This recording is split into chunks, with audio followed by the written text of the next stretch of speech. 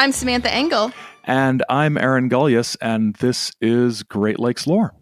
So today, we're back in the creepy crime weirdness. I think weird. I think weird is a good adjective for this. We're back in the creepy crime segment, aren't we? Yes, we are here with a story about a serial killer whose story has definitely left, a lingering sort of legend or legacy in Indiana. So I think it fits right within what we are doing. We don't just cover a normal murder for the sake of covering true crime. No, we want something good. Well, yeah, this is a weird murder. Interesting murder. Impactful. Yeah, there's volume here. It's not just like a killing or two. There's numbers. Rattle Run was just a killing. Right, but there was mind control and mesmerism potentially involved. This doesn't have that, really, but it ties into a number of historical trends and interesting things, which is always good. And it's in a county that borders Lake Michigan. That's right on Lake Michigan. Very Great Lakesy. Very Great Lakesy. I just always want to be careful we're not falling into like a glorifying crime or something. Like we're looking at these stories for a purpose. So not just to get some cheap thrills, I suppose. No. I think we're definitely there's interesting things about this from a number of perspectives beyond just the thrill of killing. So. Yes. There's always a point, though, when we do like one of the murder ones or like halfway through the story, I'm like, should we be doing this? You know what I mean? It's just like taking these people who lived real lives and suffered real things, be it issues that the person committing the crime had or, like these poor families who lost a loved one or whatever. I think it's important to always remember them. So, yeah, absolutely. But anyways, we're going to be talking about Belle Gunness. So Belle wasn't always known as Belle. She was born Brunhilde Poldstader Storset. And she was born on November 11th, 1859 in Selbu, Norway. Her father was a sharecropper who worked about an acre of land on the Storset farm along with his wife, Berit, and 6 other children besides little Brunhilde. Not much is known about her childhood. She was a bright student. Her pastor said she performed very well in confirmation class. People she worked for said that she was diligent and hardworking. Of course, after her crimes became known, opinions varied a bit. There's always the people who are like, oh yeah, I thought she was always trouble. She was a loner. Yeah. Right. I saw her kill a fly once. One neighbor said she liked to play dirty tricks, and as a young adult was little respected and a scum of society. It's just a child, man. Another story circulated that when she was 17, a local boy got her pregnant and then beat her so badly that she lost the baby. He died shortly thereafter from a stomach ailment that resembled arsenic poisoning, though. So keep that little tidbit in your minds. Those later opinions appeared in the local paper in Selbu years after Belle's death and were cited in Janet Langlois' book, Belle Gunness, The Lady Bluebeard, published by Indiana University Press in 1985. So again, these stories are things that came out, after the crime, interviews later with people, that kind of thing. It was not like documented items at the time these things were committed. So when we talk about, history, whether it be taking an oral history from somebody, conducting an interview or whatever, we always have to remember, what failings in memory can occur and how later events can color a person's interpretation of something that happened in the past. So we want to make sure that we know when these items are being said. So then eventually Brunhilde immigrates to America. In 1881, she comes to the United States. Her sister Olena, who is now going by Nellie, had arrived a few years earlier and was living in Chicago. She had married a man named John Larson. So Brunhilde moves in with her sister Nellie Larson. Brunhild renames herself Bella Peterson. Bella is, of course, a much more easy name to blend in with in the United States. She did domestic work, as many did, tasks like laundry, piecework, sewing at home, and house cleaning. And through this, she was in the homes of very wealthy and impressive type folks. So Bella had ambitions. Later, her sister Nellie would say that Bella was insane on the subject of money. She would do anything to get it. She never seemed to care for a man for his own self, only for the money or luxury he was able to give her. So Belle wanted money. In March of 1884, she married a man that she hoped would be able to provide this. This was a fellow Norwegian American named Mads Ditlev Anton Sorensen, which is about the most Norwegian name you can think of. He was a night watchman at a Chicago department store, and while we don't know much about the early years of their marriage, it seems that Bella had a strong urge to care for children. We know that she taught Sunday school and worked at charities that benefited orphanages and fundraisers, and she made clear that she wanted to raise orphan children. In fact, she repeatedly requested that her sister Nellie give her 4-year-old daughter Olga to raise. Nellie refused, and the two sisters were estranged as a result. So she was hassling her sister to say, "Well, let me take my niece and let me raise her. Let us have her," which is that's weird, very strange. Isn't I wouldn't do that to my sister. No. So in 1891, Bella got her wish for a child. In a way, they were friends with a couple, Anton Olsen and his wife. The wife got sick and later died. And while this woman was dying, Bella pledged to care for their young daughter, Jenny, who was just a baby at the time. I think she was 8 months old or something. So Bella and Mads take Jenny into their home. And then later, Anton tries to get custody of Jenny back. And Bella fights him in court. And the father loses custody of Jenny. And she stays with Bella. So the Sorensens had mixed luck with their business and finances. They bought a candy store, which wasn't very profitable. And one day when Mads was away, the store caught fire and mostly burned. The Sorensens were able to collect the insurance money, despite the fact that Bella's story of how the fire started didn't really match the evidence, and they moved to the Chicago suburbs. And over the next few years, the Sorensens acquired 4 more children, all between 1896 and 1898. And I say acquired because we don't know if Bella bore these children or if they were abandoned or orphaned children. It's very unclear. 2 of the children died as infants, one of an inflamed bowel and another of hydrocephaly.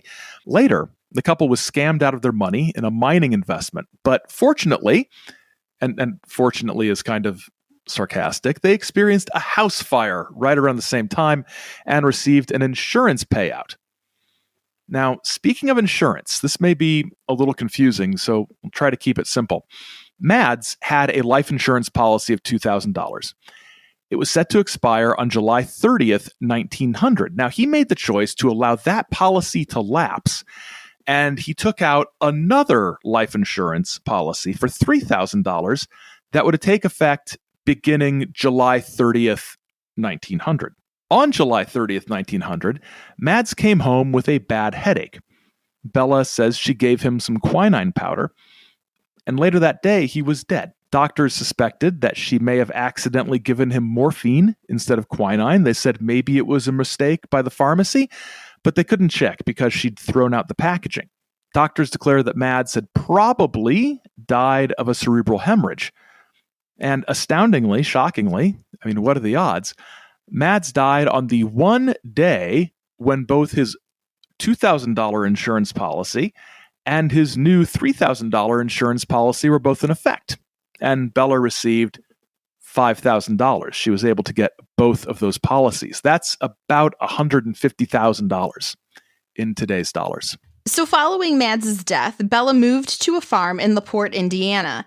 The estate had a bit of a reputation, having been a bordello at one point, and Porte is not too far away from the shores of Lake Michigan in northwest Indiana, just so you can get yourself sort of geographically situated there. And it was upon moving to Porte that Bella renamed herself slightly, becoming Belle Sorensen. And now we get to husband number 2, Peter Gunness. Gunness had actually been a former boarder of the Sorensens who had moved to Minneapolis, had married, and subsequently been widowed when his wife died in childbirth. Belle got reacquainted with Gunness while visiting family in Minneapolis, and Gunness followed her back to Indiana, and they married in 1902. 5 days after the wedding, Gunness's baby daughter died from edema of the lungs. Harold Schechter, in his book Hell's Princess, The Mystery of Belle Gunness, Butcher of Men. Oh, that's not a gendered title at all, is it? Jesus. It's sort of a spoiler too, isn't it? I mean, yeah. Gosh. He quotes newspaper reports from 1908 describing her appearance. She was supposedly a fat, heavy-featured woman with a big head covered with a mop of mud-colored hair, small eyes, huge hands and arms, and a gross body supported by feet grotesquely small. Now, I want to say I saw pictures of her and did not think that she was some kind of hideous woman, especially when she was younger. I mean, she just looked like she looked like a lady, for God's sake. She looked like a woman from 1908 might look, or the early 20th century might look like. A farm woman. Stocky. Yeah. Ancestry. Yeah, she's just a Northern European looking woman. She's not a Mediterranean waif, No. I mean. No. And that's one thing, I'm just going to say this right here since we're talking about it. I feel like in telling the story of Belle that a lot of people, knowing how things turn out, really read into a lot of things. So it's like, let's describe her as ugly or highlight that, I mean, I'm not trying to stand up for her at all, but there are just some issues with reporting female crimes here. Yeah. And to be fair, like this is a newspaper report from after everything's over. Oh, yes. I'm sorry. I read that wrong. So of course right. It's taking, but you're right. It's taking that into account. I mean, because conversely, Peter Gunness was described as a fine-looking Viking of a man. I guess. Did he not bathe and was he smelly and carried an axe? I'm not sure what did he have a hat with horns on it? Well, I'm thinking, oh crap, what's the family? The actor family. Why can't I remember their names? The Skarsgårds. Oh, Skarsgård, right. Yes. Right. I could not remember their name for the life of me. But, I mean, sure, the Skarsgårds are good-looking Viking men, right? Especially the one who was in True Blood and the Northman. But whatever, I don't know. So Schechter speculates, that's if we've forgotten because I've gone off on this ranty tangent. Schechter, the author of the book, speculates that one of the attractive things about Belle to the younger man was the 48-acre farm she owned. Of course, just wanting her for her land. But we also see here the emphasis on physical appearance that would be part of reporting about Belle during this entire saga. So then in December of 1902, less than a year after the wedding, the Gunness' neighbors were woken up in the middle of the night by Jenny Gunness. Her papa, she said, had burned himself. The neighbor, Swan Nicholson, rushed to the Gunness house. Peter Gunness was face down on the floor, blood pooled around his head. He was dead. Belle explained that a meat grinder had fallen from a high shelf, hitting him on the head.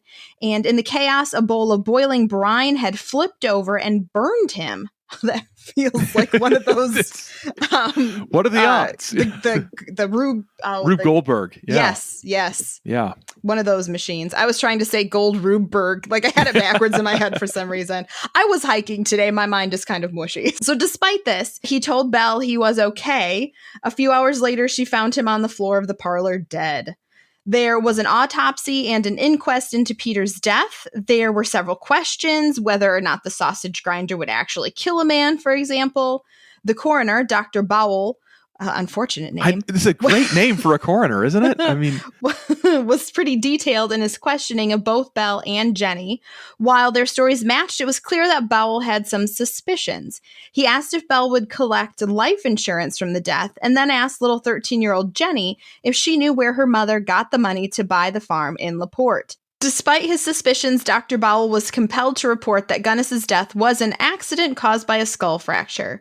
Rumors, however, then filled the town that Gunness had been the victim of foul play, probably at Belle's hands. So here she starts getting the reputation. And there were mysterious goings-on at the farm. A few months after she was widowed, a baby boy became part of the household. Belle said it was hers, but no one knew she was pregnant, and she was up and doing farm work just a day after the supposed birth. And this is very strange. Like, a neighbor shows up and there's a baby. It's like, where'd this baby come from? And Belle's like, well, I had him yesterday. And she's like, oh, why are you up around? Oh, this is how we are in the old country. We're tough, not like people here. It's like, it's just weird. So the neighbors are confused about where these babies come from. So Peter's brother had come to LaPorte from Minnesota. He was suspicious about the death and concerned for one of his nieces who lived with Belle. There was the baby died, remember, but there was an older child who still lived with them. He found no answers and went back home. And as the years went on, people would notice a large number of farmhands coming and going at Belle Gunness's place. And this is not an exhaustive list, but just to give you an idea.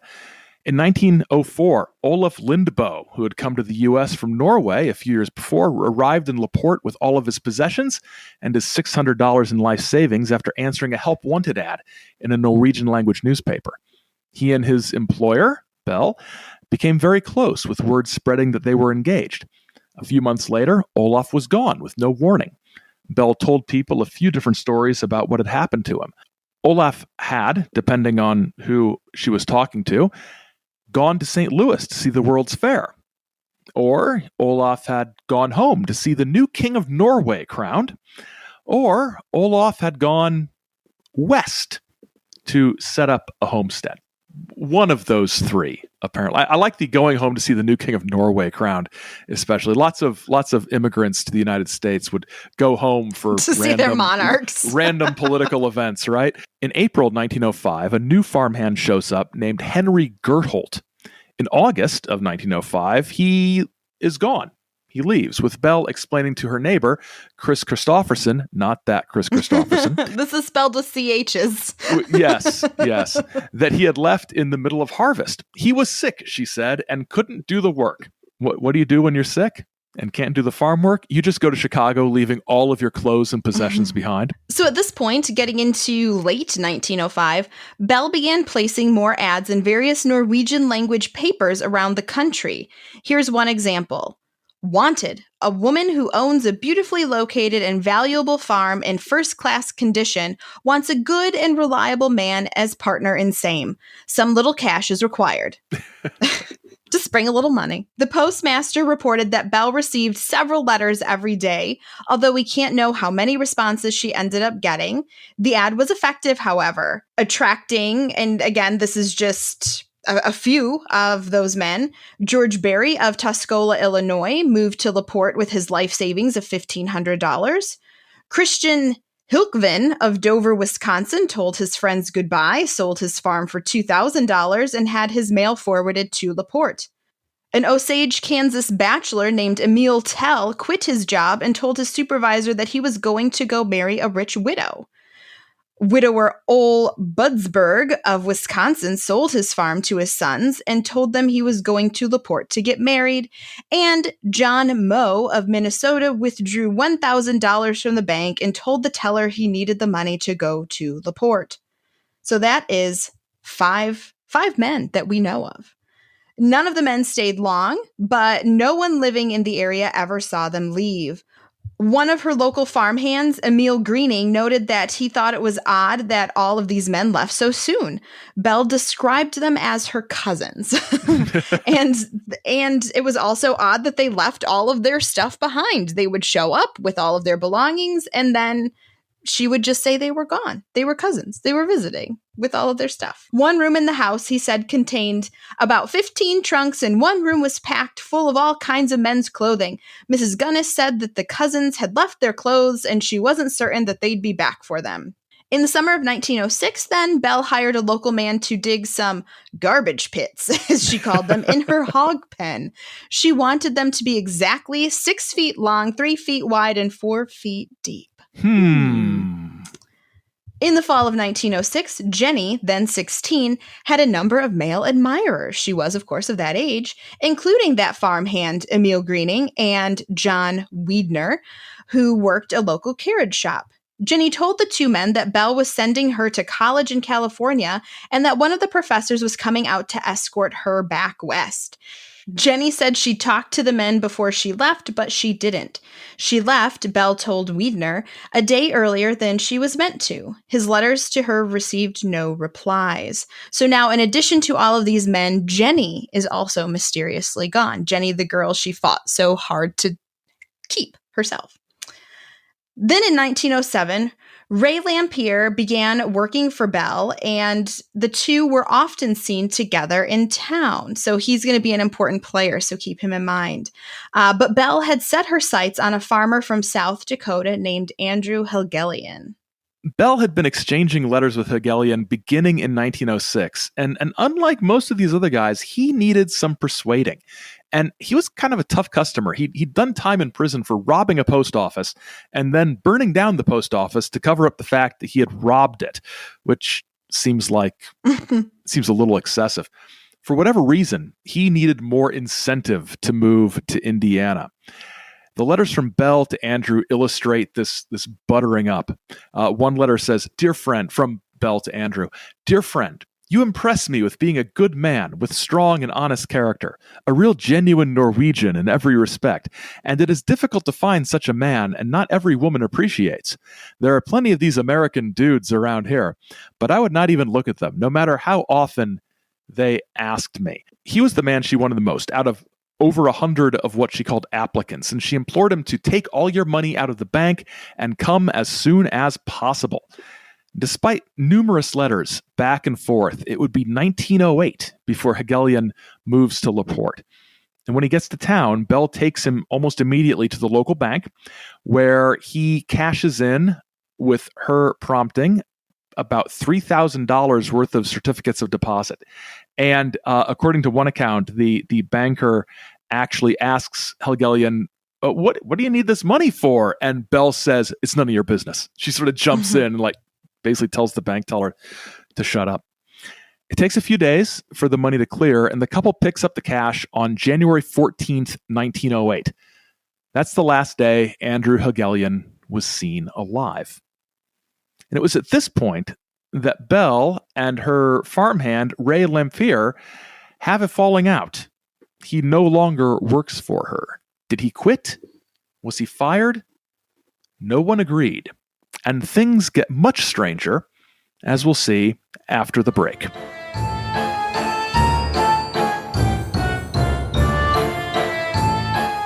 If you enjoy what we do here on Great Lakes Lore, you can check out our Patreon page. It is a Patreon account for both Great Lakes Lore and Aaron's other podcast, The Saucer Life. And there you can find blog posts detailing our research, early access to episodes, and a monthly bonus episode. We have things divided into 2 different tiers, so you can choose whichever tier best suits your interests, financial situation, whatever it is that you may need. But if you feel the need to support or just want more of us in your life, we greatly would appreciate anything you could support us with at Patreon. And you can also follow us at Great Lakes Lore on Twitter and Instagram, and Great Lakes Lore Podcast on Facebook. You can go to our website at greatlakeslore.com and find past episodes and notes and links to things and further reading and pictures based on the episodes and all sorts of information like that. So if you'd like to connect with us in those ways, that would be outstanding, and we'd love to hear from you. So Aaron, what have you been watching lately? A friend of mine at work has been bugging me to watch a show called The Orville for a while. And I started watching it back when it started in 2017, and I hadn't, but I'm a huge Star Trek fan, and my friend's a huge Star Trek fan. He told me that if you like Star Trek, especially like Star Trek The Next Generation, you'll love this. And so I watched it, and I got into it, and I've been binging the whole thing. And it's from Seth MacFarlane, who's the guy behind Family Guy. Yeah. And it's just live action. It's science fiction. It's a ship. It's basically like Star Trek, but like old Star Trek from back when I was a kid. And it's funny. It's a comedy. It's a drama with very comedic elements, and it's got really good characterization. and it's really sweet, and it's really nice, and the relationships in the show are great. And my wife has even been watching it, and I'll be watching it, and she'll just get sucked into an episode and then just watch the next one. I also watched the first episode of the new Lord of the Rings series. I fell asleep. Oh. Yeah, I like the Lord of the Rings. I love the movies. I like the books. I even read the Silmarillion. I'm that much of a nerd that I've read the Silmarillion. This was 66 minutes and nothing happening. I don't know. Go ahead and lambaste me, Lord of the Rings fans, but I don't know if I'm going to be able to stick with it. I wasn't that tough. taken by the trailer, I have to confess. And I have not read Lord of the Rings, but I have watched all of the Lord of the Rings movies and the Hobbit movies and everything. And I enjoyed it all. And so if anything, I thought like maybe this would be something book people wouldn't enjoy, but as a visual Lord of the Rings fan, like maybe I would like it. But then as I watched the trailers, I was like, I'm not being sucked into this. So I have not given it a go yet. I think for me, it's like the thing about the Lord of the Rings, the movies, you had these characters, right? Right. You had Aragorn and Boromir, and you got the hobbits, and you got Gandalf, and you've got Gimli and Legolas. You got all these characters, and even if you didn't read the books first, and I didn't, I watched the movies and then read the books. You've got these characters to latch onto, and in this one, you've got young Galadriel and young Elrond. Oh, it's him? Oh, yeah, I didn't know that it was Elrond. It's young Elrond. Hugo Weaving. But that's the thing, too. Like, the actors made it for me. So, it's not even Hugo Weaving. It's not Hugo Weaving and Cate Blanchett. It's two very capable actors who are what they would have looked like 1,000 years ago. But there's no hook for me. And maybe there will. And it's a TV show, not a movie, right? So I've got to stick with it for 4 hours before I decide whether or not to give up on it, right? But I'll probably at least give the second episode a go. But you've been watching anything lately? So I, very Great Lakes lore appropriate, watched the first 4 episodes at this point of The Devil in Ohio on Netflix, and it is really good. It has whichever Deschanel was not Zoe. I forget her name. Emily from Bones. Yeah.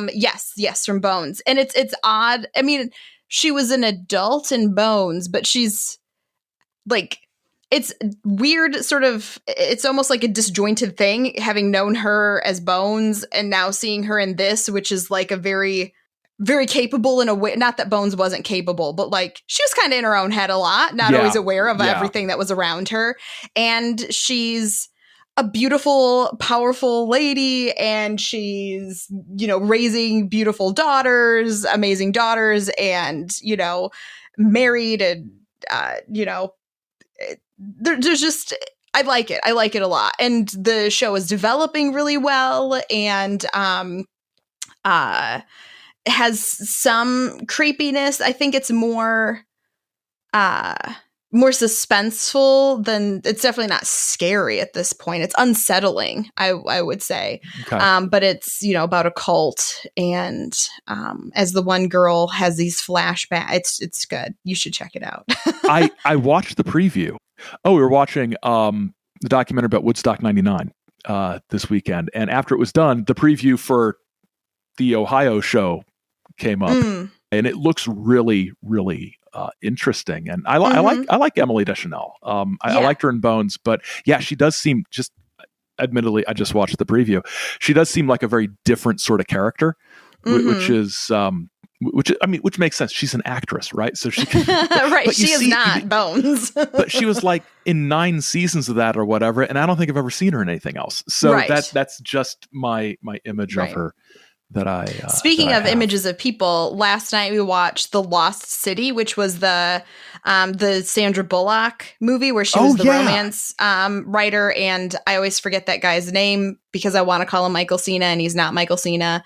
And the guy from Magic Mike, I can't remember what his name is. The actor. I know the one you're thinking of. My wife is a huge Magic Mike Channing fan. Tatum. Yes, Channing Tatum. Yes. Oh, I yes. always just get him Yep. confused. Channing Tatum. I'm not into Channing Tatum, to be frank, but he was super funny, and like he was a really good actor. Like, I mean, I've honestly don't know that I've ever seen him in anything, so I didn't know that he could be a good actor. I thought he was just the pretty boy, right? But no, I mean, he kind of played this dopey character. But Daniel Radcliffe plays like the evil guy, and he will just always be Harry Potter. Like, Right. I cannot not see Harry Potter, and I think part of it is because he's a little on the short side, and so he still looks like a teenager. But like, then you get close, and his face clearly isn't a teenager. I don't know. It's just weird. It's like you're probably my age, but Daniel Radcliffe. I'm sorry, but you're always Harry Potter. Well, it's good to hear an opinion about Lost City because I've thought about watching it, but it's so funny. I mean, it's kind not. I was like, oh, this could either be really, really good and funny, or it could be awful. It's funny. Okay. I mean, Sandra Bullock is like always funny. That's I'm not true. at all a rom-com type person at all. But I thought I would give this one a shot. And yeah, it was quite entertaining. Lots of laughy moments. So good. Yeah. Good. I think it's time to, I don't know, murder some people. Sure. All right, let's go do that.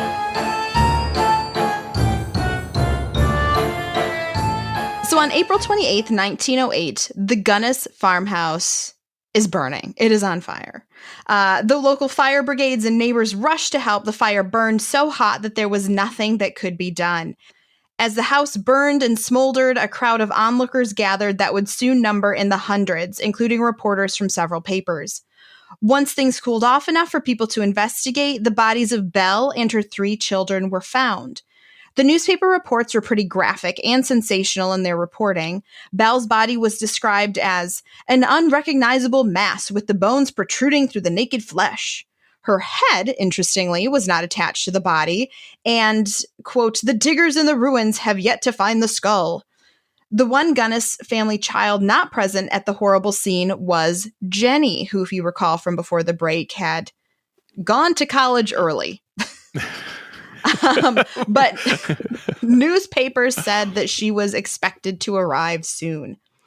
On May 2nd now, Azel Helgalian, the brother of Andrew Helgalian, arrives in Porte. So this is all happening, just within a week of the house catching on fire. He shows up because he is concerned about his brother Andrew. And since he was concerned about his brother, Azel himself wrote to Belle, and she told him that Andrew had left for Norway. Odd, but Azel did not believe her, which is why he decided to come to Porte himself. He asked the sheriff if he could dig around on the farm. The farmhand, Joe Maxon, then gave him some points as to where to look, like, hey, why don't you go dig over there? And so on May 5th, 3 days after he arrived in Porte, Azel discovered Andrew Helgalian's body. Can I just say how strange it is that, just from a things were different back then point of view, that somebody who says they're the brother of somebody who's missing just asked the sheriff for permission to start digging around a crime scene? And the sheriff's like, oh, I don't care. That's fine. maybe if anything, he thought like, maybe he'll turn something up that'll be useful in this. I don't have the men to send on this task. My deputies are busy. We don't have time to just dig up a farm. We're concerned with the house and these bodies. Like, if he wants to go dig in the pig pen, go for it. So the location where the bodies were discovered was under one of the pig pens. If you remember, that was where Belle had instructed some garbage pits to be dug that just happened to be 6 feet long. And as the investigation of the fire continued, more grisly discoveries occurred. There were more bodies. They continued digging under that pig pen and digging all over the place then, and there were lots of bodies, at least 11. They were horribly dismembered and mutilated, and among the bodies was one of the young Jenny, who, surprise, surprise, had not left for college early without a word to anybody that she knew. Poor Jenny. Poor Jenny. And the description of her was just the way they were able to identify her was her blonde ponytail was still attached to the skull. All the flesh was burned away, but there was like the blonde hair still on the skull, which is just awful. Well, and when you think about that too, I mean, not that on TV they show like things in that much of a detail, but since there isn't television, like they're painting this picture. So like, that makes sense. I mean, newspapers are entertained. I never had thought about that before. I was just thinking of it now, like, well, and obviously with how many people were showing up to watch the fire, and as you'll hear, more people show up for other things, that, people are morbidly curious. And they could sell lots of papers if they had lots of nasty descriptions at a time when you couldn't see things, necessarily with your own eyes. I think sometimes we think that we know better, but I think sometimes people think that, well, back in the old days, there wasn't this kind of sensationalist, news reporting, and it was just facts in the newspaper, and it wasn't like it is today. Oh, no, it was in some ways much worse. Oh, yeah. Today. I always like to say, and I used to do this with my English students when you're talking about like creating arguments in papers and stuff. But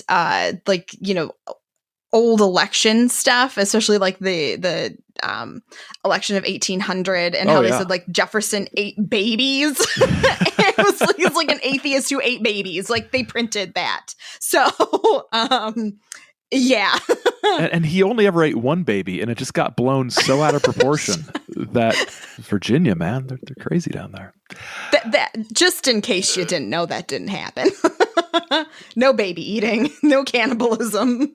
After all this happens, questions begin to arise regarding the identity of the adult body found in the ruins of the fire that was missing a head. This made it impossible to compare dental records. Now, it was assumed to be Belle's initially, but the body was smaller than Belle's. According to an article posted on the LaPorte, Indiana Library's website, the body that was found was about 5'3" and weighed 75 pounds. Which that's tiny. Tiny. I don't know how they would have. I mean, maybe that's just like the bones that were left weighed 75. I don't know how you could get to that. And they didn't have specific citations, I will say. But I thought like that is, I mean, because that's shorter than me by a smidge, like an inch and a half.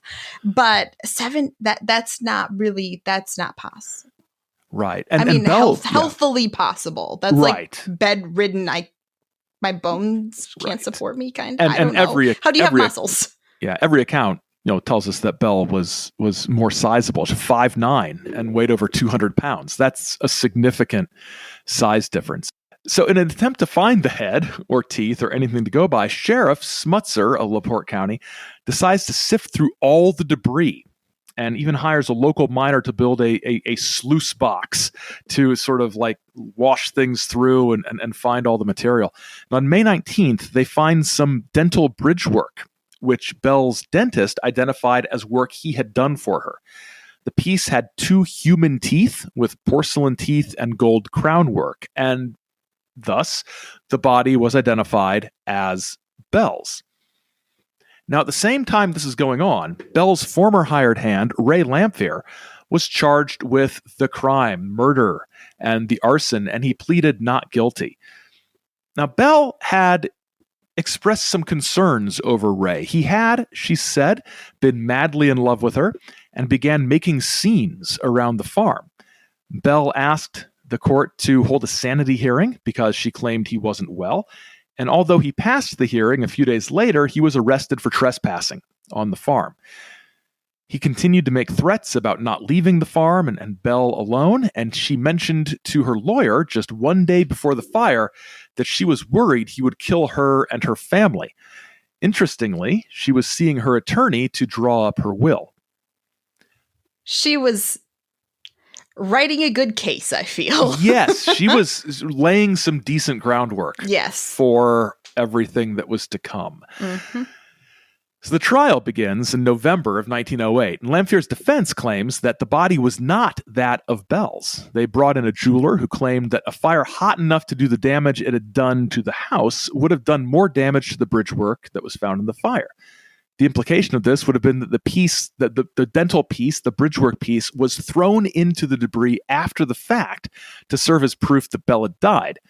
And in fact, she had skipped town, not died in the fire.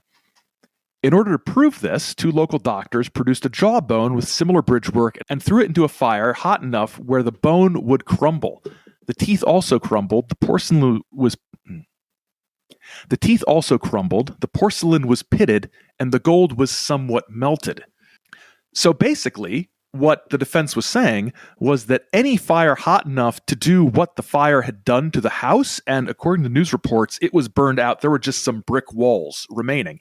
Any fire hot enough to do that, you would not have found a piece of intact bridgework with teeth and porcelain false teeth and gold fillings intact enough that a dentist could recognize it definitively as work he had done for a specific person. That simply would not be possible given the physics of what had gone on. No, and the experiment they conducted really proved that very well, I think. Yeah.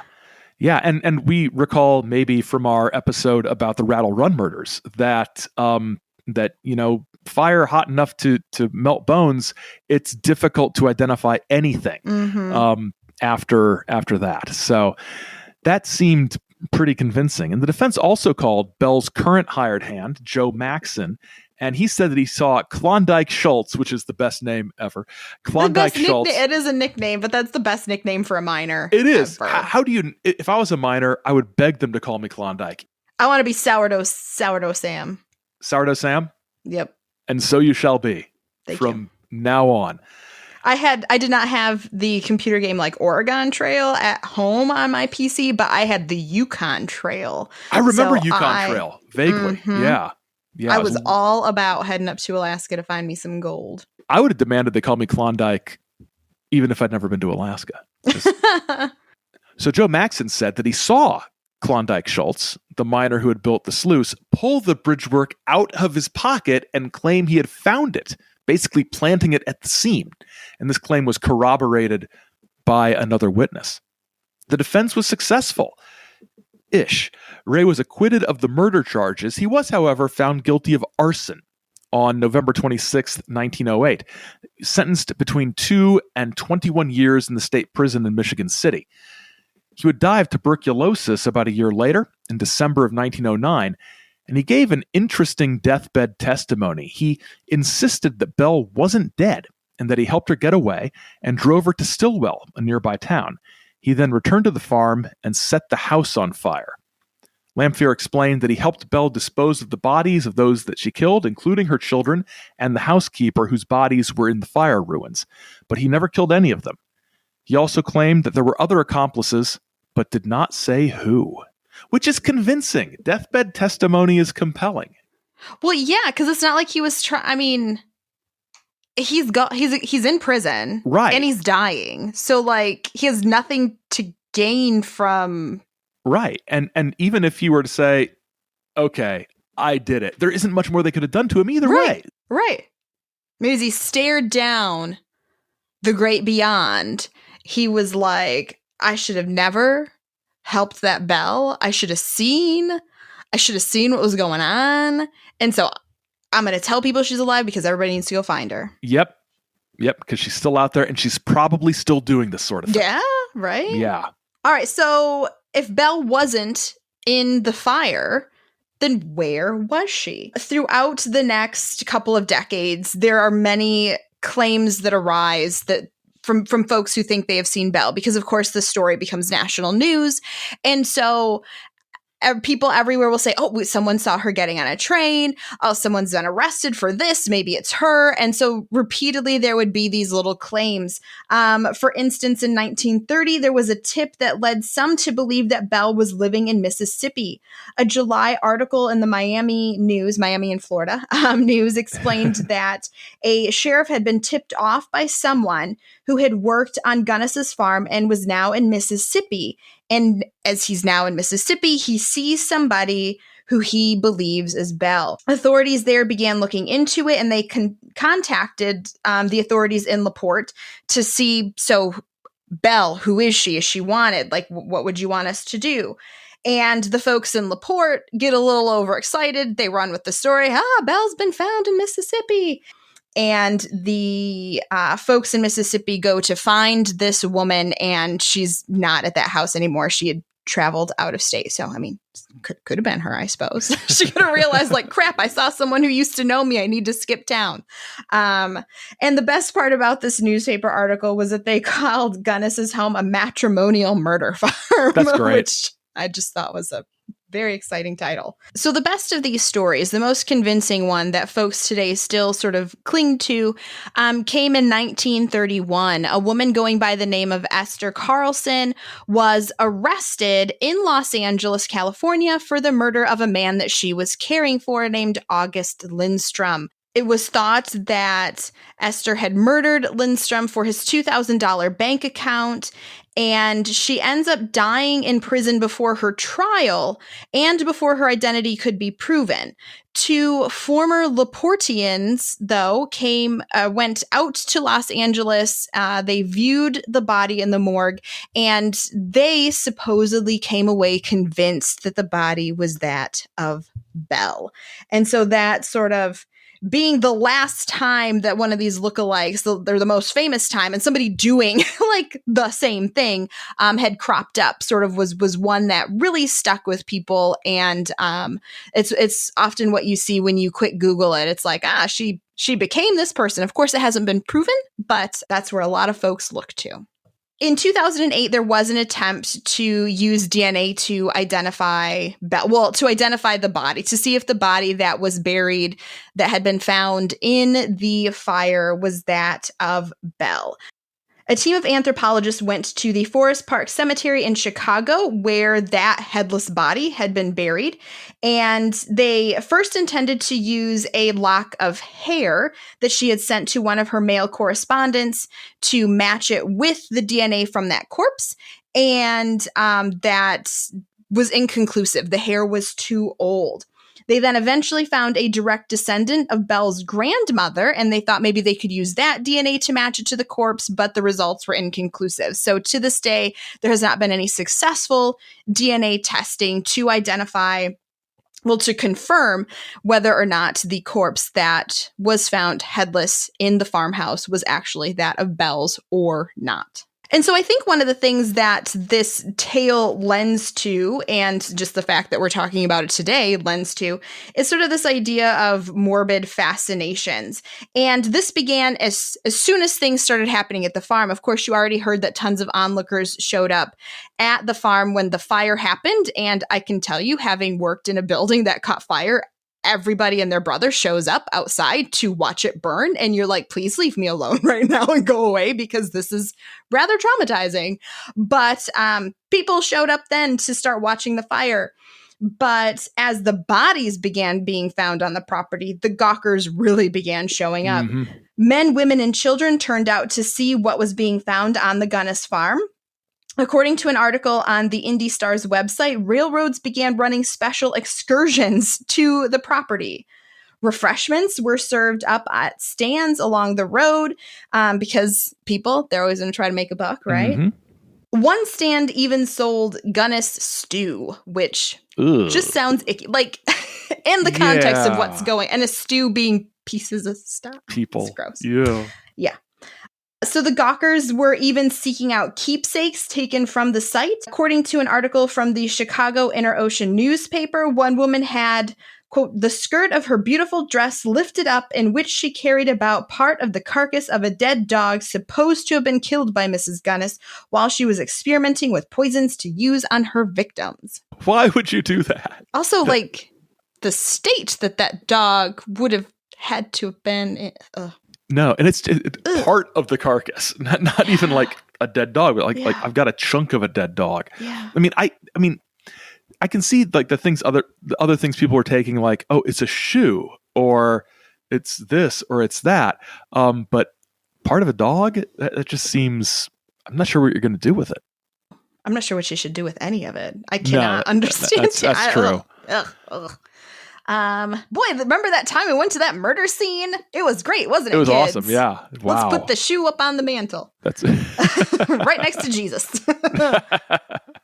According to the LaPorte Weekly Herald, young men were selling souvenir postcards with photos of the victims. The one showing Andrew Helgelian's dismembered body sold out very quickly, but others which showed the skulls of various other victims were popular as well. As many as 15,000 people showed up on the biggest day, May 10th, 1908, and some sources even reported that day to having up to 20,000 visitors. So that's a lot of people. That is mind-boggling. Mm-hmm. And even today, the farm is said to be haunted and brings out folks looking to interact with the other side. The property now has many houses on it, but some in the area still know through public memory where the farmhouse once sat. It's not that terribly long ago, so you can still look at a plat map and see where the property would have been, right? Well, that's what these folks could have done, but instead they just asked the locals, and they're like, "Oh yeah, my grandpa, the old Gunness place." Yes. Yeah, in a post about the Belle Gunness farm on the website Yesterday's America, which has a copyright from Arcadia Publishing, the unknown author travels to LaPorte and interviews one older gentleman in his 90s who says that he had an uncle who worked as her handyman for a time. He described her as determined and warm, but something about her always made him uneasy. He said that she had a crazy temper that could go off without a warning. The old man lived close to the property and said that in the night he would hear screams and he saw orbs in his backyard. When asked, he said he didn't think the property was haunted, but knew it was. Another woman was rather annoyed by the writer's questions and blew her off. But as she did, she also mentioned seeing balls of light. And finally, this article goes on to mention that the local police had been called at different times by neighbors thinking an unoccupied house was being vandalized or looted due to noise coming from it. But nobody was ever there, and everything was in order. Other websites with less story and more scare factor claim that Belle's ghost can be seen wandering around the property and even showing up into buildings in LaPorte. So the other thing that this story really gets at is this idea with female serial killers, because I think they're we don't hear about too many of them. And so it's almost as though people try to, there needs to be some other explanation or something. I don't know. I've had a lot of, I will just admit that I've had a lot of trouble looking at this story and being like, yes, we should treat female serial killers differently. But then when you look, there are some differences, but also I'm having some lady problems with all of this. So people often like to treat female killers, particularly serial killers, with extra attention. And I think that might be it. Let's look at them more, or let's talk about them more. I don't know. They're a killer just like any man is a killer. Whatever. I don't know. Struggling. Women are supposed to be more caring, nurturing, ruled by a greater moral sense, and so they shouldn't be killers, let alone kill multiple times. According to a 2006 article in Criminal Behavior and Mental Health, most female serial killers kill for material gain or something similar, which would fit in line with the idea that Belle was obsessed with gaining more money. Her crimes potentially began without murder, with some of those arsons, or not arsons, but those buildings burning down very conveniently. But then she found ways to continue to gain more money. Furthermore, childhood trauma and troubling experiences in their youth generally contribute to females turning to murder. Rarely do women simply kill for the pleasure or release in the act like psychiatrists find in male serial killers. And as I was reading all of this and writing it, I felt like I was suddenly a script writer for Criminal Minds or something. Finally, women tend to know their victims, often as partners, and they often work with a man to commit their crimes, which I thought that was interesting. Yeah. All of these pieces could definitely fit in line with Belle's situation. When the bodies were found at Belle's farm, famed Italian criminal anthropologist Cesare Lombroso weighed in on the case. Lombroso, often referred to as the father of criminology at the time, conducted groundbreaking work by studying criminal behavior in a scientific way. He was the first to do this. He was a phrenologist, and many of his theories were very deterministic. He looked at different physical features and said that there were distinct features that all criminals shared. These criminal impulses could also be inherited. So if your mom's a criminal, you could be a criminal. Today, his theories are really kind of poo-pooed because they did not take into account environmental factors, trauma, or even things like nutrition that can affect behavior and physical appearance as well as mental health. So to him, if you looked like a criminal, if you had these certain pissile features, you were... It's just the way it is. Yeah. So Lombroso wrote, he weighed in on the Gunness case, and he wrote that Gunness was an example of what he termed a, quote, born woman criminal. These women generally commit fewer crimes than men, but when they are criminal, they are considerably more so than men. It is not enough for a woman to murder an enemy. She wants to make him suffer, and she enjoys his death.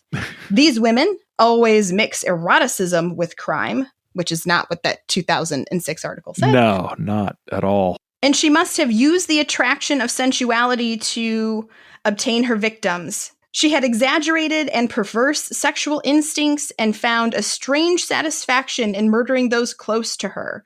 Her maternal instincts were inverted, and Lombroso speculated that it was a pleasure for her to torture her children. There's a lot in there. And we don't need to unpack it all, but there's a lot in there. So where does this born woman criminal idea come from? Lombroso argued that woman has many traits in common with a child. Like it, she is vindictive and jealous. Only in ordinary cases, these defects are naturally neutralized by piety, by maternity, by less ardor in the passions, by weakness, and by undeveloped intelligence. Good. That's all women. In some cases, however, there is diseased excitement of the psychic centers which intensifies the bad qualities and seeks a vent in evil. If pity and maternity are absent, if strong passions are also present, the desires derived from an intense eroticism and sufficiently developed muscular force and a superior intelligence for doing evil and carrying it out are present. Such people are born woman criminals. So when women aren't traditionally feminine enough, combined with some disease of the brain, they're criminals. There's a lot here.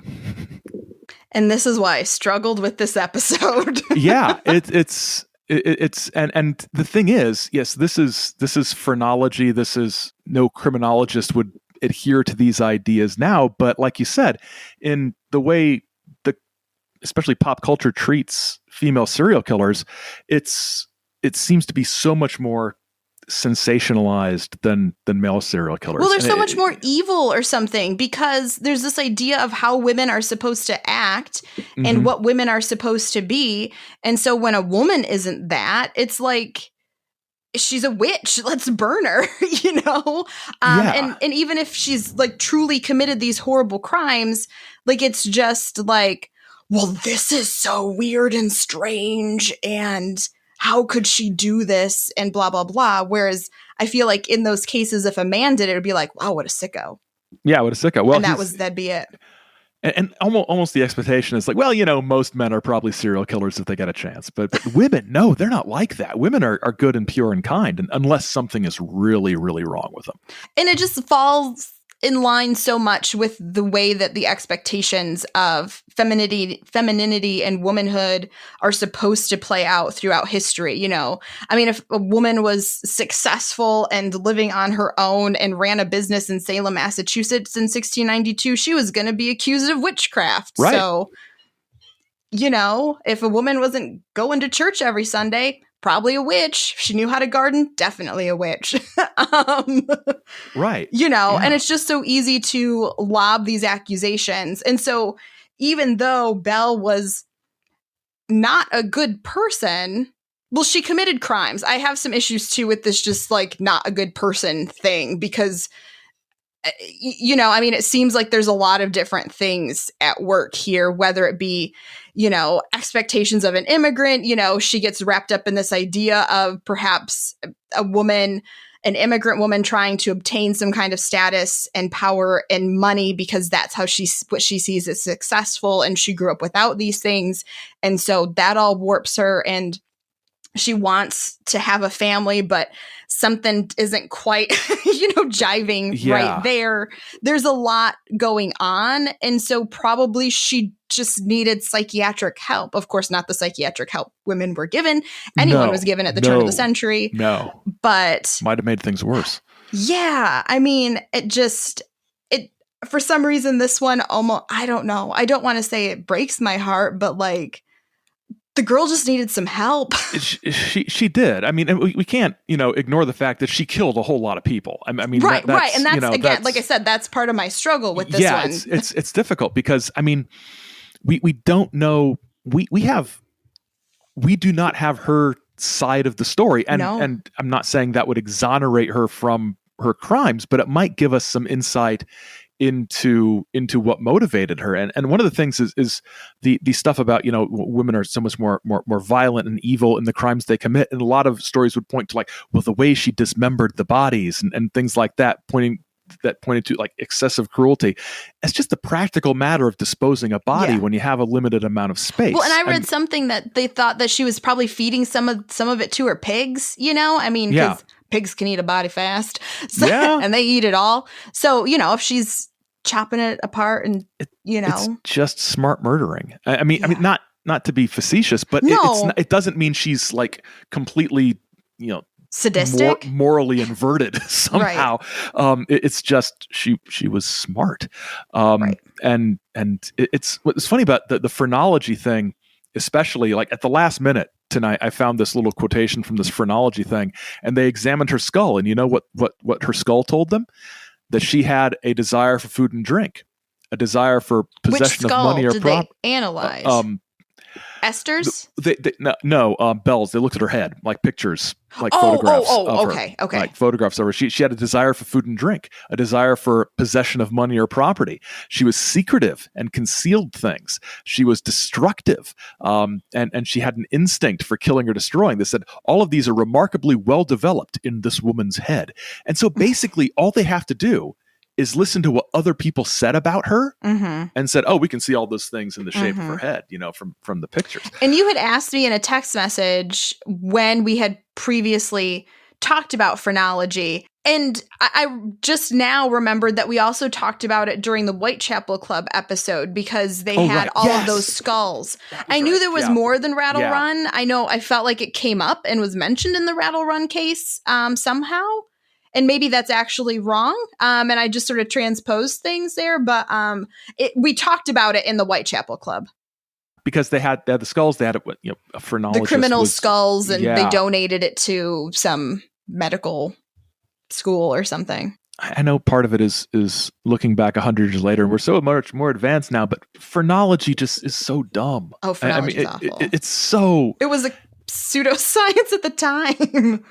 And so the final point that I wanted to address sort of in this same vein here, Belle is often referred to as a female Bluebeard. And Bluebeard it's an old French folk tale about this wealthy man who repeatedly marries and murders the women that he marries. And I just feel like this is a very sort of unfair and unequal comparison. Of course, this is an old folktale from long ago. And so it's hard to say exactly, they have some ideas of the roots of this story and things that actually happened at the time that could have inspired it. But as we've already kind of talked about, there are a lot of different things going on with Belle, probably. And so to just sort of say that she's the same as Bluebeard. She's the same as a wealthy man who, for funsies, decides to go around marrying women and then murdering them. I think that takes out, any consideration of any trauma she could have had from her childhood, if the story of her being pregnant and then beat up and miscarrying has anything. Yeah, if that's growing up true. Poor, potentially being made fun of for being so poor. There's just this complex system of pushes and pulls that could have been playing on her mind and emotions. And so, likening her to this tale, I think, again, just takes away the humanity of what was going on. And I don't like it.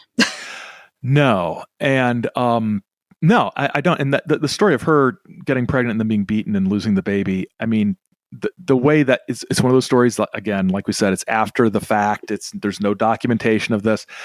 But and the way it's told is like, well, she might have murdered the guy. It's like, well, let's think about what this would have done to her. I mean, my dad would have murdered that guy. So. Well, I think most fathers, older brothers, friends who had access to a cudgel of some kind would have committed murder. I certainly would have. But her love of children, her desire to care for children, her disdain for men. I'm not going to say hatred of men, but men were something to be used. Yes, I was going to say they were tools. They were tools. They were utilitarian. You could trace it back to that story. And the thing is, that wasn't why the story was told. The story was told as like, oh, she killed this kid too. It's like, no, well, yeah, let And so, especially if the story was being told to highlight some other bad aspect, it's kind of like, so wait, is that it makes the other part feel more credible because that's not right. Yep. That I mean, if anything, that would have been something to be like, well, this bad thing had happened to her. I wonder if someone had brought that up, it'd be like, oh, okay, but bringing it up for the reason that they did almost gives it more credibility. If that makes sense, what I'm trying to say. It absolutely makes sense. And so the more because that story comes at the beginning of Schechter's book, and which never mind. But it comes at the beginning, which I need things in order, man. If they didn't say this till like 1920, don't tell it to me during her childhood, right? Because it just confuses. I'm not smart. I'm not like most of you guys out there. I'm not smart. So yeah, it's told definitely as a way to make her look worse, but I think it provides some insight if true. But it's a fascinating story. There's books out there, but I'd never heard of this before I started looking around for some crime in the Great Lakes region. Yeah, I mean, I know about like super big famous like murder stuff, but I don't know about all of these smaller town ones. I mean, if you Google her, I mean, she shows up on like all of these different lists of like female serial killers and, all of these other, female murderers and things like that. But I am also not the type of person that just Googles that for fun and entertainment. Right. So, yeah. I think it should be more well known. And hopefully we've done a decent job of highlighting it here. And well known in the right ways, not Thrillist's list of. Right. The top 5 female serial killers of. Right. The Midwest or something like that. But I do recommend Schechter's book. It's incredibly thorough. If you're only going to read one book about Belle Gunness, make it that one, because I've read a couple. And it's the most recent. So It is. Yep. And all right. Well, do you have anything else? No, I don't think so. All right. I don't either. Thanks for listening.